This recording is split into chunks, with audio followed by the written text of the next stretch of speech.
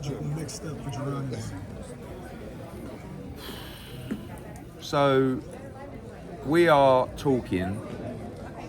We're in negotiations for Giron to fight Teofimo, and it's a hell of a fight.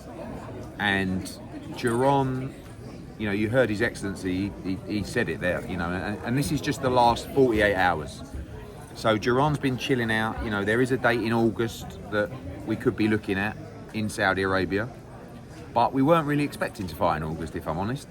You know, we was expecting to fight in September, October. We have a mandatory challenger in Chakram Girsov who stepped aside for the Stanionis fight, but I believe there's a conversation to be had there.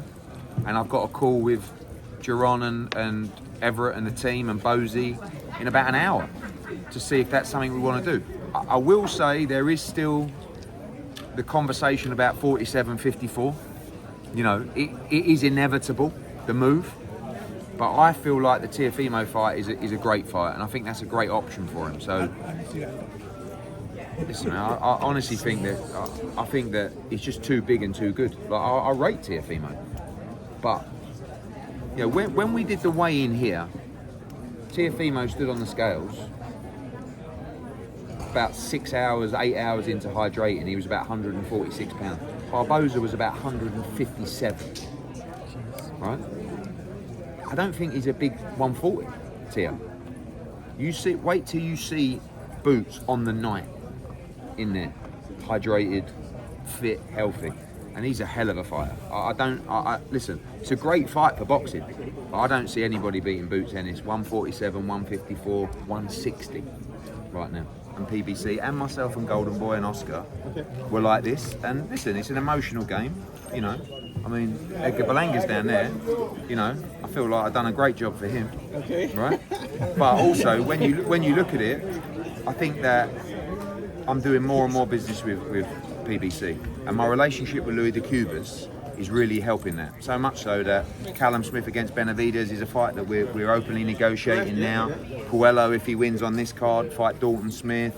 Magasau against Hernandez. So many different fights. So. Look, and again with Golden Boy as well. So, you know, I think times have changed and I'm enjoying having better relationships with people. Maybe it's my age. Just calming down a little bit, you know? Or maturing. I don't know. Yeah. So, Eddie, how did you wind up in Queens? You're for the Queens Chronicle. It's home of the World's Fair, by the way. Yeah, I think it's a great idea. I mean, I've been looking at Wimbledon for a long time, back in the UK to do it. But this is, I think, look, His Excellency wants to do groundbreaking events at groundbreaking places, and Times Square was one of those. But the problem is with Times Square, you can't get the people. No. And I said going into that fight for Ryan Garcia and those guys, it is difficult. It's not easy just to go and perform. You can hear Mike Tyson shouting out.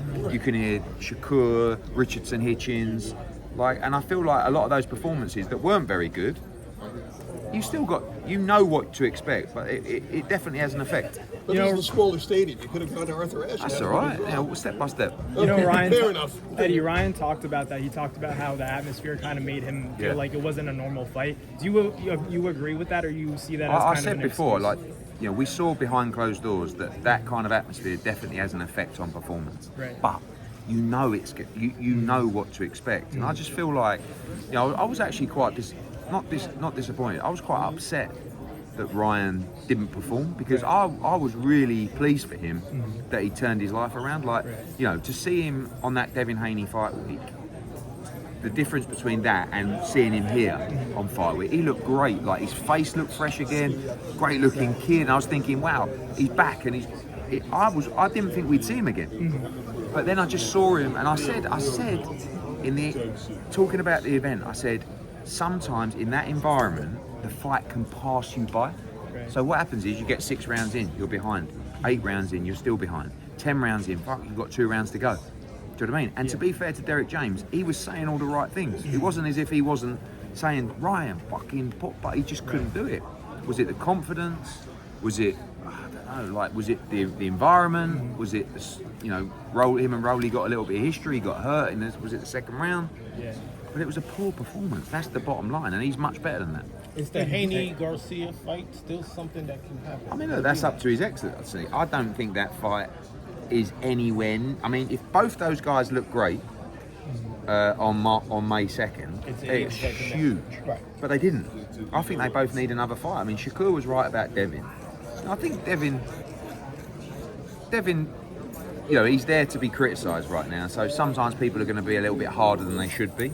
He did pretty much win every round, and he did hurt Ramirez a couple of times when he held his feet. But he just moved too quickly earlier. But he's also coming off a really rough night where a lot of things happened to him, and he's been out of the ring for a year.